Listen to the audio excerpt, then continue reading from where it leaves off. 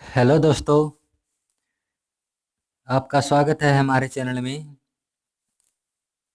तो दोस्तों, जो हमारा जो प्रतिशत का जो टॉपिक था वो कंप्लीट हो चुका है और उसी से रिलेटेड हम शुरू करते हैं आज प्रॉफिट एंड लॉस। तो दोस्तों, जो प्रॉफिट होता है उसको बोलते हैं हम लाभ और लॉस को बोलते हैं दोस्तों हानि। तो दोस्तों, अब प्रश्न आता है कि प्रॉफिट एंड लॉस होते क्या हैं, लाभ और हानि होते क्या हैं। तो दोस्तों, मैं आपको बताता हूँ कि लाभ क्या होता है। तो दोस्तों, फॉर एग्जांपल आप सपोज कीजिए कि आपने कोई चीज़ 100 रुपये में खरीदी है और उसको आपने बेच दिया दोस्तों 120 में। आपने खरीदी है दोस्तों 100 में और बेचा है दोस्तों 120 में। तो दोस्तों, आपने 20 रुपये ज़्यादा में बेचा। तो दोस्तों, अब आपसे पूछे कि लाभ हुआ या हानि। अगर दोस्तों आपने कम में खरीदा हो और ज़्यादा में आप बेचते हो तो होता है प्रॉफिट। क्या होता है दोस्तों? प्रॉफिट यानी लाभ। तो यहाँ होगा दोस्तों 20 रुपये का लाभ। अगर दोस्तों, अगर आपने कोई चीज़ 100 रुपये में खरीदी है और आपने उसको 70 रुपये में बेच दिया, तो दोस्तों यहाँ पर उल्टा हो गया। आपने 100 में खरीदा और 70 में बेचा, यानी कि आपने कम में बेचा। अगर आप कम में बेचते हो और ज़्यादा में खरीदते हो तो आपको हानि होती है, यानी कि लॉस होता है। तो यहाँ पर होगी दोस्तों हानि, और कितने की? 30 रुपये की, क्योंकि आपने 100 में खरीदी और 70 में बेचा। 30 रुपये कम में बेचा तो 30 रुपये की क्या हुई दोस्तों? हानि हुई। अगर दोस्तों आपसे इसमें पूछेगा कि कितना लाभ प्रतिशत हुआ, लाभ प्रतिशत क्या होगा, तो दोस्तों मैं आपको एक बात बता दूं कि लाभ या हानि प्रतिशत, लाभ या हानि यानी प्रॉफिट और लॉस, ये हमेशा होते हैं हमारे क्रय मूल्य पर। तो दोस्तों, क्रय मूल्य क्या होता है मैं आपको बताता हूँ। इसमें 4 चीज़ें होती हैं दोस्तों। एक होता है हमारा क्रय मूल्य, इसको बोलते हैं कॉस्ट प्राइस, इसको डिनोट करते हैं हम सीपी से। और दूसरा होता है दोस्तों हमारा विक्रय मूल्य, इसको बोलते हैं सेलिंग प्राइस, इसको डिनोट करेंगे एसपी से। तो दोस्तों, क्रय मूल्य वो होता है जो हम जितने में हम चीज़ खरीदते हैं। तो हमने 100 रुपये में खरीदी थी तो 100 है हमारा कॉस्ट प्राइस, क्रय मूल्य। और हमने 120 में बेचा था तो 120 है हमारा विक्रय मूल्य, यानी सेलिंग प्राइस, एसपी। तो दोस्तों, मैं आपको बता देता हूँ कि लाभ या हानि प्रतिशत जब तक प्रश्न में खुद कहा ना जाए तब तक हम कॉस्ट प्राइस पर ही लेंगे, क्रय मूल्य पर ही लेंगे। तो दोस्तों, जैसे इसी सवाल में बात करते हैं कि 100 रुपये में खरीदी थी और 120 में बेच दी, तो 20 रुपये का लाभ हुआ उसको। तो अब बात आती है कि कितने प्रतिशत का लाभ हुआ। तो दोस्तों, हम तो चलिए करते हैं कि लाभ हुआ कितने का? 20 का। तो किस पर हुआ दोस्तों? मैंने आपको बताया कि लाभ या हानि प्रतिशत हमेशा कॉस्ट प्राइस पर होगा, क्रय मूल्य। तो क्रय मूल्य था दोस्तों हमारा कितना? 100 रुपये। और प्रतिशत के लिए दोस्तों गुणा में 100 कैंसिल, तो ये होगा दोस्तों हमारा लाभ प्रतिशत 20% होगा। तो चलिए दोस्तों, इसी तरह से पूछ ले कि कितना हानि प्रतिशत हुआ, लॉस परसेंट निकालो। तो दोस्तों, हमने देखा था कि 30 का लाभ, 30 की हानि हुई थी। तो बात करते हैं 23, और लाभ या हानि हमेशा होती है कॉस्ट प्राइस पर। तो 100 और गुणा में 100 कैंसिल, तो ये होगा दोस्तों 30% लॉस। उम्मीद है दोस्तों आप बात को समझ चुके हैं। तो चलिए आइए एक बार फिर से आपको बता देता हूँ कि लाभ या हानि जो हमेशा होता है वो क्रय मूल्य पर, कॉस्ट प्राइस पर होता है। तो दोस्तों एक फार्मूला हमारे पास निकल के आता है, वो क्या आप देख सकते हैं कि लाभ परसेंट निकालने के लिए क्या होगा कि लाभ बटा क्रय मूल्य यानी कॉस्ट प्राइस इंटू 100। तो वही बात हुई दोस्तों कि लाभ या हानि हमेशा क्रय मूल्य पर, और हानि प्रतिशत निकालने के लिए हानि बटा क्रय मूल्य गुणा 100। तो दोस्तों वैसे ये फार्मूला आपको याद नहीं रखनी है, पूरे चैप्टर में कोई फार्मूला नहीं बताया जाएगा आपको, सिर्फ इतनी बात ध्यान में रखनी है कि लाभ या हानि हमेशा कॉस्ट प्राइस पर होती है, क्रय मूल्य के ऊपर होती है। तो दोस्तों चलिए शुरुआत करते हैं कुछ इजी इजी सवालों को लेकर। तो चलिए दोस्तों सवाल शुरू करते हैं। हमारा पहला सवाल है, राम ने एक किताब 300 से 350 रुपये तक खरीदी और उसने उसे 400 से 450 रुपये तक बेच दी। यदि राम ने ऐसी 10 किताबें बेची हों तो उसका अधिकतम लाभ बताओ। बहुत ही अच्छा सवाल है दोस्तों, चलिए करते हैं इस सवाल को। कितने में खरीदी थी दोस्तों? उसने 300 से 350 में खरीदी थी, कुछ भी हो सकता है। तो यानी खरीदा था मतलब क्रय मूल्य, तो क्रय मूल्य है दोस्तों, यानी इसको लिखेंगे कॉस्ट प्राइस सीपी 300 से 350। 300 भी हो सकता है, 350 भी हो सकता है, और इसके बीच में भी हो सकता है। और उसने बेचा है दोस्तों 400 से 450, तो विक्रय मूल्य होगा एसपी हमारा 400 से 450। वो इसे 400 में भी बेच सकता है, 450 में भी बेच सकता है, और बीच में भी बेच सकता है। तो पूछा क्या है दोस्तों कि अधिकतम लाभ बताओ। तो दोस्तों इसमें दो सवाल बनते हैं। पहला कि अधिकतम लाभ, कि ज्यादा से ज्यादा प्रॉफिट।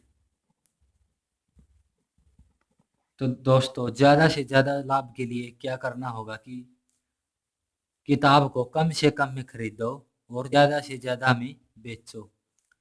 अगर दोस्तों उसको अधिकतम लाभ चाहिए तो वो कम से कम में खरीदेगा। तो कम से कम दोस्तों कितना है? तो 300। तो हमारा सीपी हमें लेना होगा 300, और एसपी लेना होगा ज्यादा से ज्यादा यानी 450। तो दोस्तों उसका लाभ बताना है कि उसको कितने रुपए का लाभ हुआ। तो लाभ के लिए दोस्तों क्या करना होगा, 300 में खरीदी और 450 में बेच दी, तो इसको लेस करेंगे, कितने रुपए ज्यादा में बेची, तो 450 माइनस 300। उसको लाभ हुआ दोस्तों ज्यादा से ज्यादा 150 रुपये का। तो दोस्तों बताया गया था कि ऐसी उसने 10 किताबें बेची हों। तो ये है दोस्तों एक किताब के ऊपर लाभ। तो 10 किताब के लिए लाभ होगा दोस्तों, इसको 10 से मल्टीप्लाई करेंगे, 150 गुणा 10, तो आंसर होगा दोस्तों हमारा 1500 रुपये। ये है दोस्तों ज्यादा से ज्यादा प्रॉफिट, अधिकतम लाभ। तो चलिए दोस्तों इसी सवाल को एक और तरीके से पूछ सकता है। अभी तो इसने पूछा कि अधिकतम लाभ बताओ, अगर वो पूछ ले कि कम से कम लाभ बताओ, तो दोस्तों दिया गया था जो हमारा सीपी था, क्रय मूल्य था, वो कितना था 300 से 350, और विक्रय मूल्य था हमारा 400 से 450। तो दोस्तों अधिकतम लाभ के लिए हमने क्या किया था कि कम से कम में खरीदा और ज़्यादा से ज़्यादा में बेचा। अगर कम से कम लाभ चाहिए तो उसके लिए क्या करना होगा दोस्तों कि ज़्यादा से ज़्यादा में खरीदो और कम से कम में बेचो। तो कम लाभ के लिए हम करते हैं, हम सीपी को लेंगे कितना, ज़्यादा से ज़्यादा 350, और एसपी को लेंगे कम से कम हमारा 400। तो दोस्तों सीधी सी बात है, अगर हमें कम लाभ चाहिए तो वस्तु को महंगा खरीदेंगे और सस्ता बेचेंगे। उसी के हिसाब से हमने किया है। अगर हम 350 में खरीदेंगे और 400 में बेचेंगे तो दोस्तों हमारा जो लाभ होगा वो कितना होगा, मात्र 50 रुपये का। कितना हुआ दोस्तों, 50 रुपये का। अगर 10 किताबें खरीदी हों तो 10 किताबों के लिए दोस्तों उसका होगा, 10 से गुणा करेंगे 500 रुपये। तो दोस्तों दोनों सवालों में से कोई भी एक आपसे पूछ सकता है। उम्मीद है आपको सवाल समझ में आ गया होगा बहुत ही अच्छी तरीके से। तो चलिए बढ़ते हैं अगले सवाल की तरफ। तो दोस्तों सवाल शुरू करने से पहले एक बात और बता देना चाहता हूँ आपको। अगर सवाल में लाभ या हानि परसेंट दिया हुआ है, मान लो किसी सवाल में 20% लाभ दिया गया है, तो दोस्तों कोई भी वस्तु अपने आप में कितनी होती है, 100%। तो दोस्तों लाभ का मतलब होता है ज़्यादा। अगर लाभ दिया गया है 20% तो सीधा से दोस्तों 100 में हम 20 ऐड कर देंगे तो ये होगा हमारा 120%। अगर हानि दी गई है 20% हानि, तो दोस्तों उसको भी 100 में से लेस करेंगे। लाभ को ऐड करना है और हानि को घटाना है। ये होगा दोस्तों 80%। उम्मीद है आपको बात अच्छे से समझ में आ गई होगी। तो चलिए अब सवाल को शुरू करते हैं। राम ने एक किताब 1200 रुपये में बेची तथा उसे 20% का लाभ हुआ। वस्तु का क्रय मूल्य बताओ। तो क्या दिया गया है दोस्तों, 1200 रुपये में बेची है, तो बेचना होता है हमारा विक्रय मूल्य। तो हम लिखेंगे विक्रय मूल्य यानी सेलिंग प्राइस एसपी कितना है, 1200 रुपये। और उसे 20% का लाभ हुआ। 20% का लाभ कब हुआ दोस्तों, जब उसने वह वस्तु 1200 रुपये में बेची हो। तो दोस्तों लाभ दिया गया है कितना, 20%। तो दोस्तों मैंने अभी भी कुछ देर पहले बताया था, अगर लाभ या हानि प्रतिशत दिया गया हो, अगर लाभ दिया गया है तो उसको 100 में जोड़ देंगे और हानि दी गई है तो उसको 100 में से घटा देंगे। तो यहाँ पर हमारे पास लाभ दिया गया है तो इसको 100 में से जोड़ देंगे, तो यानी 100 + 20 ये होगा 120%। 120% यानी 100 रुपये में तो कुल वस्तु अपने आप में होती ही है और 20% का लाभ, तो टोटल हो गई 120। तो दोस्तों 120% की वैल्यू दी गई है कितनी, क्वेश्चन में 1200 रुपये, कि उसने 1200 में वो बेच दी गई। तो 1% की हम निकालेंगे दोस्तों, 1200 बटा 120।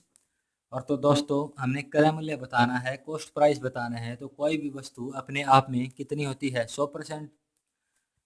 तो 100% की वैल्यू हम निकालेंगे तो होगी हमारी 1200 बटा 120 इंटू 100।